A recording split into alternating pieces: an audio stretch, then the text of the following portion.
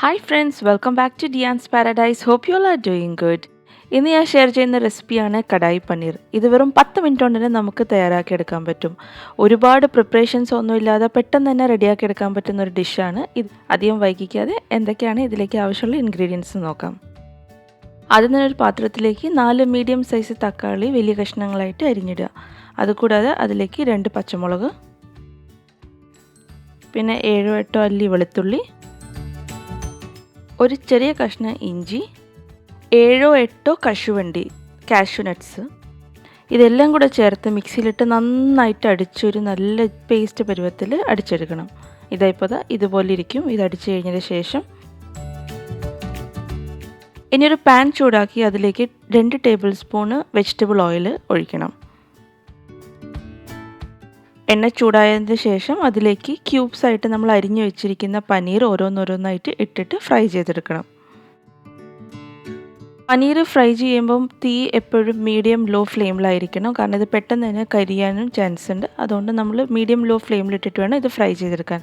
അതും ഇത് ഒരുപാട് ഫ്രൈ ഒന്നും ആവേണ്ട, ചെറിയൊരു ബ്രൗൺ കളർ ആകുമ്പോൾ തന്നെ നമുക്കത് മറിച്ചിടാം. ഒരു 3 മിനിറ്റ് തൊട്ടിട്ട് 5 മിനിറ്റ് വരെ മാക്സിമം ആണ് ഇത് ഫ്രൈ ചെയ്യാനുള്ള ടൈം ഒരു സൈഡിൽ.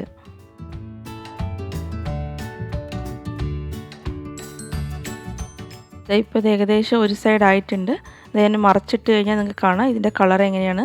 ഒരുപാട് ഫ്രൈ ആവരുത്, ജസ്റ്റ് ഒന്ന് ബ്രൗൺ ആയി കഴിഞ്ഞാൽ മതി. അതായത് നമുക്ക് പുറം ഭാഗം കുറച്ചൊരു ക്രിസ്പിയും ഉള്ളിൽ നല്ലൊരു സോഫ്റ്റ്നെസ്സും ഉണ്ടാകുന്ന രീതിയിൽ വേണം നമ്മളിത് ഫ്രൈ ചെയ്തെടുക്കാൻ.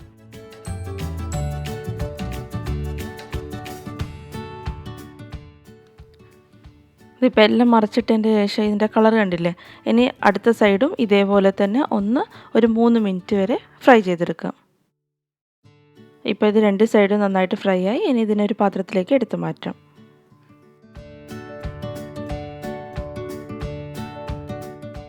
ഇനി അതേ എണ്ണയിലേക്ക് ഒരു ക്യാപ്സിക്കം വലിയ വലിയ കഷ്ണങ്ങളായിട്ട് അരിഞ്ഞത് ഇട്ടിട്ട് നമ്മളൊന്ന് ഫ്രൈ ചെയ്തെടുക്കണം. ഇത് വെറും 1 മിനിറ്റ് മാത്രം നമ്മൾ ഫ്രൈ ചെയ്യേണ്ടത്, ഒരുപാട് വേവിക്കൊന്നും വേണ്ട. ഇതും അതേപോലെ തന്നെ പുറംവശം ഒരു ക്രിസ്പിയും ഉള്ളിൽ അതേപോലെ സോഫ്റ്റ് ആയിരിക്കുന്ന രീതിയിൽ ക്രഞ്ചി ആയിരിക്കണം. അതിനെ നമ്മൾ 1 മിനിറ്റ് അടച്ചു വെച്ച് വേവിച്ചാൽ മതി, ഇത് റെഡി ആയിക്കോളും.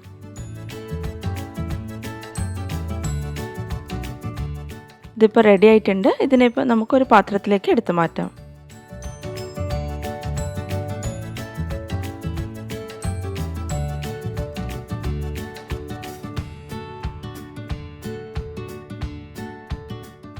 ഇനി അതേ എണ്ണയിലേക്ക് 1/4 ടീസ്പൂൺ മഞ്ഞൾപ്പൊടി, 2 teaspoon Kashmiri red chilli powder, ഒരു 1/4 ടീസ്പൂൺ മല്ലിപ്പൊടി, 1 ടീസ്പൂൺ കസൂരി മെത്തി, ഇതെല്ലാം കൂടെ ചേർത്തിട്ട് ഒന്ന് ഫ്രൈ ചെയ്തെടുക്കണം. ഇതിൻ്റെ പച്ച മണം ഒന്ന് മാറുന്നത് വരെ മാത്രം. അതിൻ്റെ ശേഷം ഇതിലേക്ക് അടിച്ചു വെച്ചിരിക്കുന്ന തക്കാളീൻ്റെ മിക്സ് ഇട്ടിട്ട് നന്നായിട്ട് വേവിച്ചെടുക്കണം. ഏകദേശം ഒരു 5 മിനിറ്റോളം ഇതൊന്ന് വേവിച്ചെടുക്കാം. തക്കാളിയും പച്ചമുളകും വെളുത്തുള്ളി ഇഞ്ചിൻ്റെയൊക്കെ ഒരു പച്ച ചൊവയൊക്കെ ഒന്ന് മാറുന്നത് വരെ മാത്രം ഇതൊന്ന് വേവിച്ചെടുത്താൽ മതി. കുറച്ച് കഴിയുമ്പോൾ നമുക്ക് ഇതിൻ്റെ മുകളിൽ എണ്ണ ഇങ്ങനെ തെളിഞ്ഞ് വരുന്നത് കാണാം. ആ സമയത്ത് നമുക്കിത് റെഡിയായെന്ന് മനസ്സിലാക്കാം.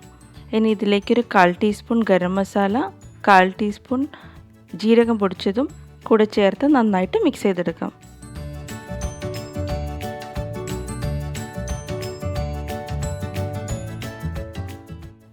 ഇപ്പോൾ ഇതിൻ്റെ മേലെ എണ്ണ നന്നായിട്ട് തെളിഞ്ഞ് വന്നിട്ടുണ്ട്.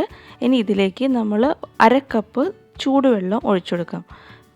ഗ്രേവിക്ക് എത്ര തിക്നെസ് വേണോ അതിനനുസരിച്ച് നിങ്ങൾക്ക് വെള്ളത്തിൻ്റെ അളവ് കൂട്ടുകയും കുറയ്ക്കുകയും ചെയ്യാം. ഇനി ഇതൊന്ന് നന്നായിട്ട് മിക്സ് ചെയ്തതിൻ്റെ ശേഷം ഇതിലേക്ക് നമ്മൾ നേരത്തെ ഫ്രൈ ചെയ്ത് വെച്ചിരിക്കുന്ന പനീറും ക്യാപ്സിക്കവും കൂടെ ചേർത്ത് കുറച്ച് മല്ലിയിലയും കൂടെ സ്പ്രിങ്കിൾ ചെയ്തിട്ട് ഒരു 3 മിനിറ്റ് വരെ ഇതൊന്ന് വേവിച്ചെടുക്കാം.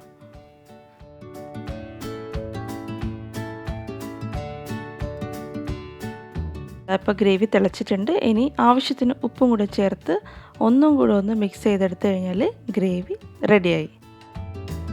കണ്ടില്ലേ എത്ര പെട്ടെന്നാണ് നമ്മളൊരു പനീർ വെച്ചിട്ടുള്ളൊരു അടിപൊളി ഡിഷ് ഉണ്ടാക്കിയെടുത്തതെന്ന്. അതും ഇതിലേക്ക് സവോള, ഉള്ളി അങ്ങനത്തെ ഒന്നും നമ്മൾ ചേർത്തിട്ടുമില്ല.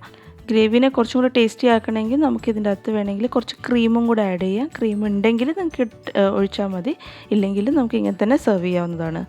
വീഡിയോ എല്ലാവർക്കും ഇഷ്ടമായി എന്ന് വിചാരിക്കുന്നു. വീഡിയോ ഇഷ്ടമായിട്ടുണ്ടെങ്കിൽ വീഡിയോനെ ലൈക്ക് ചെയ്യാനും അതേപോലെ എൻ്റെ ചാനൽ ആദ്യമായിട്ട് കാണുന്ന ആരെങ്കിലും ഉണ്ടെങ്കിൽ എൻ്റെ ചാനൽ സബ്സ്ക്രൈബ് ചെയ്യാനും മറക്കരുത്.